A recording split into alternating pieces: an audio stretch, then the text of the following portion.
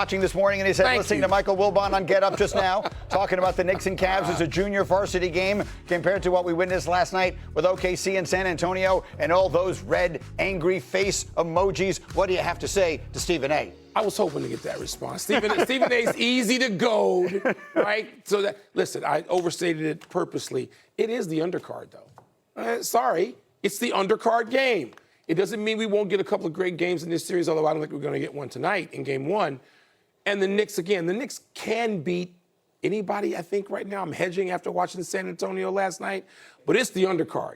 And you don't have the circumstances involved. You don't have a defending champion, which we had last night. You don't have the now, sorry, Joker, sorry, SGA, sorry, everybody, the best player on the planet in this series. You got a lot of nice players. You would love to be a fan, if I'm a fan of the Knicks right now. It ain't last night. It is not going to be. Fair enough, but it'll be what it'll be, and we'll see. And the fans in this city have waited over half a century for a shot like this. They've been to obviously they were in Game 7 of the finals in '94, so you can't say they haven't been this close, because obviously they have been literally that close. But this feels, since then, even the '99 run didn't feel like this. This feels like the Knicks really have a formula, and it feels like they should have a decided advantage in this series. There's a tremendous energy in the city right now. There's no doubt about it. And obviously the fans here have been waiting so long for this just to get started. This is going to be a completely different challenge for the Cavs than they had against the Pistons. Jalen Brunson, Karl Towns, the way OG Anunoby is probable for tonight's game, so we expect that he will start. I don't know if he'll get his full minutes, but I expect him to start.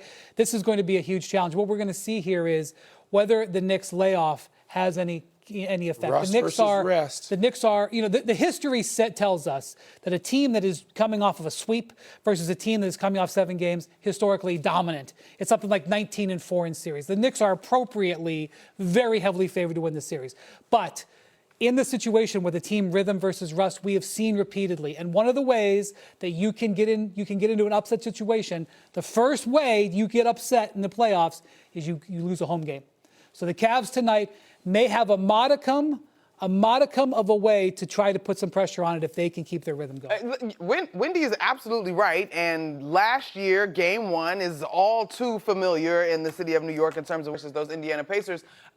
I just have been with these guys all year. We've made it that very clear. I think there is a level of focus about them, though, that to me eclipses the potential.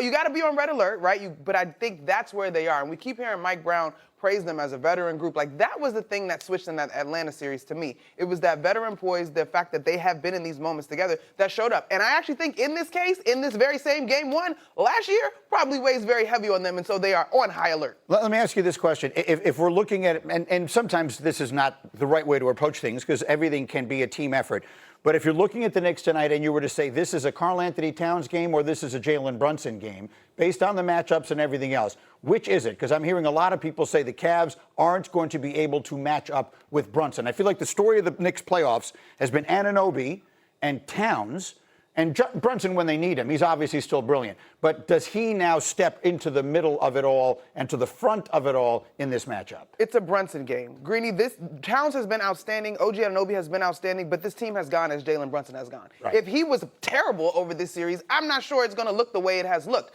Karl Anthony Towns has been outstanding. So has OG Anunoby. This entire offense is opened up. But when Jalen Brunson plays well and sets the tempo, as we saw him do in Game 1 versus Atlanta as well, at home, things go well. You expect the Knicks to beat them soundly. We were talking during the break. We watched Game 1 of their series, the Knicks series against the Sixers. Sixers looked spent, absolutely spent. And the scenario is almost exactly the same. The Knicks had been resting, not quite this long, but they had been resting. The Sixers were coming off a 7-game war, and then they went right into Game 1. Do you expect it to look like that tonight? I do. I expect, they can play their way out of rust after a 7-point halftime deficit. They can play their way out of that into the form that we've seen since Monica? Game 3 against Atlanta. 4. Game 4 against Atlanta.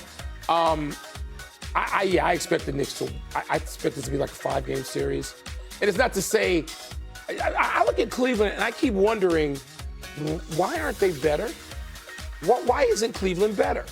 Why? And I know the bigs don't. Mobley and Allen don't assert themselves all the time, but when they have, whether it was against Toronto, right, or in this last series we saw right through Game 7, everybody wants to talk about the dynamic guard play and those two guys. Okay, fine. because they together can score and may need to score 70 points to get a Game 1 win in Madison Square Garden tonight, it still, to me, is the bigs in Cleveland. You could play this, what I'm about to say, back tomorrow and use it against me. I'm just going to say sometimes the Cavs are very, very good. And man for man, the Cavs are probably more talented than the Celtics. And definitely That's why I want to know why they aren't better, because they're so good man for man. Definitely more talented than the 76ers. And their key player isn't Embiid, who's coming off of a lumbering game. And the Cavs have had some success against Jalen Brunson. Now, Brunson could score 40 tonight. I am certainly not saying it, but the Cavs did have some, and the Cavs had success against Cade Cunningham in the regular season. Mm-hmm. The Cavs actually have this guy, Dean Wade, who is 6'10", who they will use as the primary defender on Brunson. When Brunson went up against him this year, Brunson struggled a little bit. And I don't even feel comfortable bringing this up because a regular season game versus now is so different. But Dean Wade at 6'10" is the type of defender you put on Jalen Brunson because the length can sometimes bother him. The defenders have struggled against Dean Wade in this playoffs. Now, what the Knicks will do is they'll have a complete array of strategy to get Dean Wade off of Jalen Brunson. It won't take, magician stuff to do it, but they will do it. They will attack James Harden and Donovan Mitchell. They'll get those matchups. But the Cavs are better than they're kind of being given credit for when they're at their best, which they may not be. Maybe they will be tonight. We'll see. Quick final thought. I get that, Wendy, and I think that's appropriate. I actually got the series going 6 for that reason. But I do think that the difference on the defensive side of the basketball overall, in terms of the Knicks' ability to make the Cavs more uncomfortable, is going to be. She's right. We'll have Game 1 tonight. Have outscored their opponents by nearly 20 points per game. That's the best point per game differential in a 10-game span in the playoffs in NBA history. So, Michael, I have to ask you, what has clicked for New York in this postseason? Everything. Everything's clicked. When you win in games by a 50-point margin in the playoffs, everything's clicking. We know that Jalen Brunson has been his usual clutch self, although he hasn't had to be dramatic because the games haven't been close enough for the most part, not since very early that 1-2 deficit against Atlanta in the first round. But, Karl Anthony Towns is a totally different role. He looks like a different player, and the Knicks offense looks so different with so much of the offensive action running through him. And the pass and the assist totals for Cat in the playoffs have jumped incredibly. And so everything, what the Knicks do need is a healthy Anunoby. They need him for his two-way game, but also defensively, they're going to need that most likely against Cleveland. So everything so far has been clicking for the New York Knickerbockers. All right, Michael, let's talk about this Cavs team coming off that 7-game series against the East top seed, the Detroit Pistons.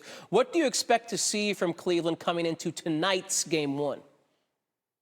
Well, we expect to and think about the Cavs through the lens of Mitchell and Harden, right? That's what everybody's going to talk about. Scoring, how dynamic the backcourt is. Either one of those guys. I don't know if Harden can still put up 50. Maybe he could. But certainly Donovan Mitchell can and has in playoff games. But this is about, Allen and Mobley to me. The force they played with, you go back to Game 7 in the Toronto series, and then late, 5, 6, and 7 in the Detroit series. Allen and Mobley, they're going to be the important players, particularly, again, dealing with Cat. And the Knicks can play Mitchell Robinson with Karl Anthony Towns if Mike Brown chooses to do that. So I think those two guys are going to be every bit as important as their dynamic backcourt teammates. And if you look at the Cavs, 10th straight game that they're playing on just one day of rest. Meanwhile, your Knicks, Amina, haven't played since May the 10th. So a serious rest versus rust situation here. Waking up with us early this morning on SportsCenter, Michael Wilbon.